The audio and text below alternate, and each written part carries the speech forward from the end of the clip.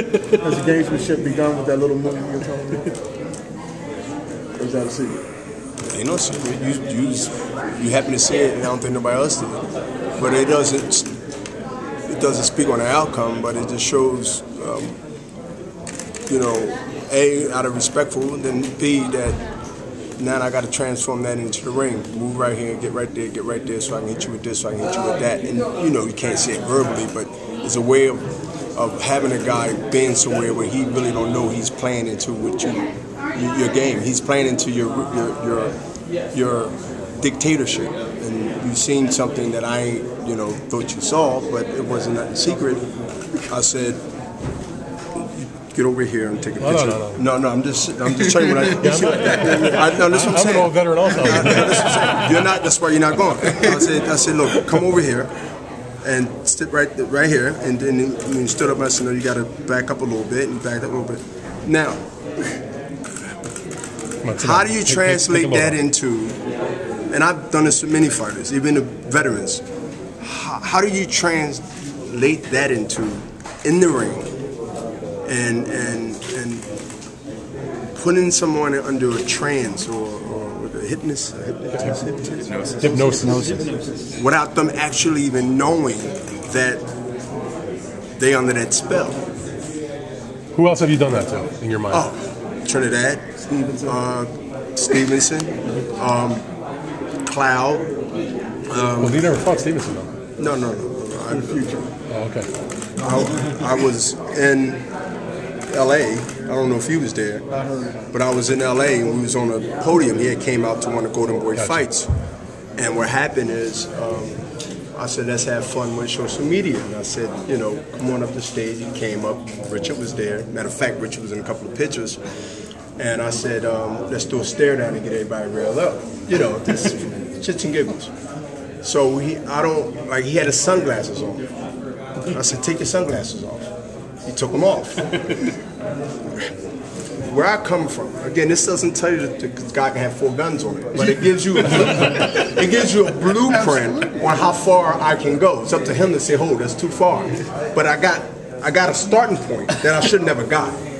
With me, you supposed to kill that from the door. Somebody go in your pocket, somebody assume something, you stop it right there because it can turn into something, a habit. And a habit becomes, now every day he see you going to school, he's robbing you, he's taking your money. You're like a bully in the neighborhood, like somebody just see you coming. So he remembered that, and some other remembered, and Richard said, Bernard, you kind of doing what you want to do already. Because, again, we're taking pictures. I said, hold on, I'm not taking no pictures with nobody's sunglasses. Take your sunglasses off. And he literally, he took them off, and he like this. It's like I'm a parent. Telling enough to be, right? Yeah, I am. True, I am. You're right. I'm feeling, that's why I said that. I feel like a goddamn pop-pop. Telling the guy, look, take your glasses off if you want to do this. You got to do it right. And he took them off, really smiling. And these are the little things that comes with time and of course, knowing what to do. Now, this says that, I'm not going to leave New York tomorrow and be back in Johannes' gym training like a dog. No. But the foundation is laid. And the foundation is laid, now I got to translate it into surprising him on what he thinks that he can do and what he's told that what he can do by being more active with an older guy, be more energized, throw more punches. When that fails early, that's when actually the dictatorship comes in on how the fight's going to go. And normally, you don't need 6 rounds to see that.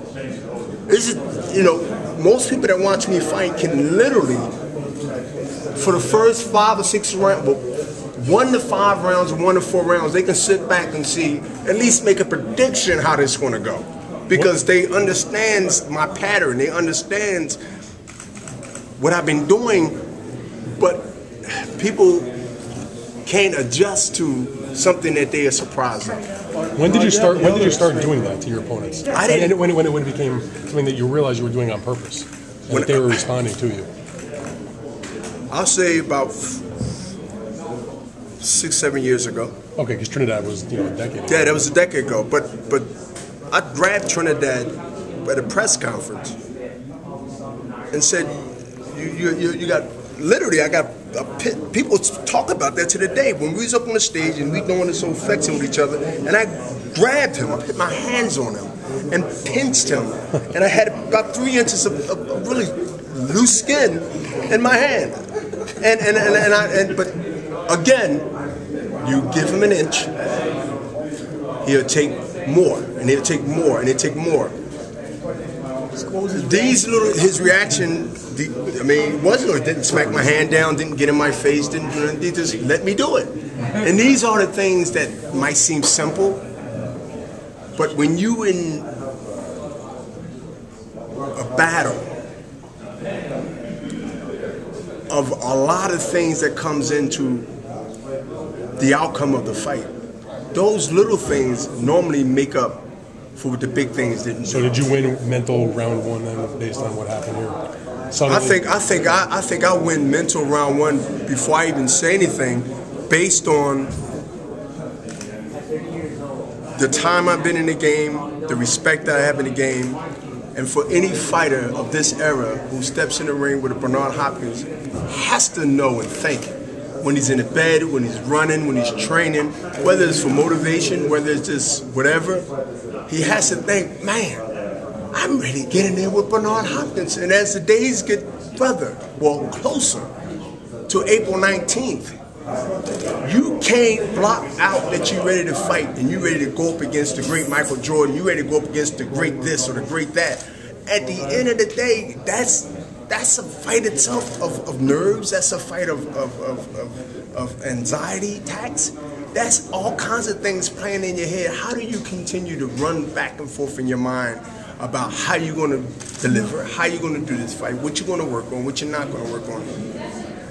These things I must use as an advantage because age-wise, I'm at a disadvantage, so I have to use all the things that I didn't actually plan. It just happened to be where I'm at in my life in far as the game, being in the game as long as I am. Why not recognize I can use that to because this stuff is mental, man. You know, people you hear this old soundbite all the time. It's mental. It's mental in baseball, it's mental in football, it's definitely mental in boxing.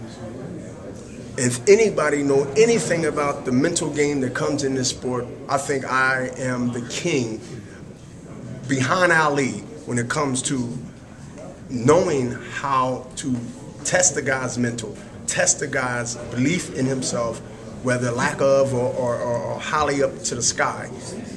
This is something I've been a master at. And then I back it up with the hard training and the discipline and the skills and all that. But I gotta tell you that you're gonna lose. You likened it to bullying. Are you a boxing bully? No, I'll say that when you let a guy